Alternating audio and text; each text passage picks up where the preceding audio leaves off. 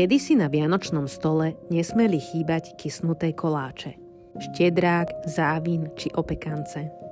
Gazdinky mávali väčšinou jeden druh cesta, overený, z ktorého robili rôzne druhy koláčov. Do misky si pripravíme kilo polohrubej múky. Ďalej 5 polievkových lyžic z kryštálového cukru, 1 čajová lyžička soli, 1 vajíčko, asi pol litra mlieka, ale treba si prichystať viac, 100 gramov tuku a droždie.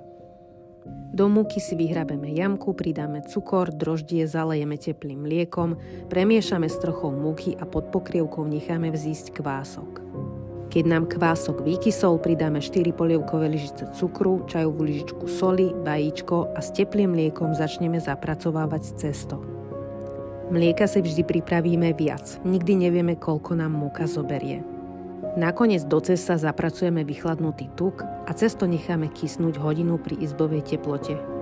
A potom sa rozhodnete, na aké koláče máte chuť. Ja som spravila kakaový závín. Cesto som rozdelila, rozvaľkala, natrela tukom a posypala kakaom s cukrom. Cesto som zavinula, dala na plech a nechala podkysnúť. Piekla som na 180 stupňov približne pol hodinu. Medzi tým sme s mojou krásavičkou vyrábali vianočné ozdoby do školy. Čo poviete, pekné? No a medzi tým sa nám dopiekol závín. Ešte horúci som ho potrela mliekom a je hotovo. Mám rada aj orechový a makový. A vy?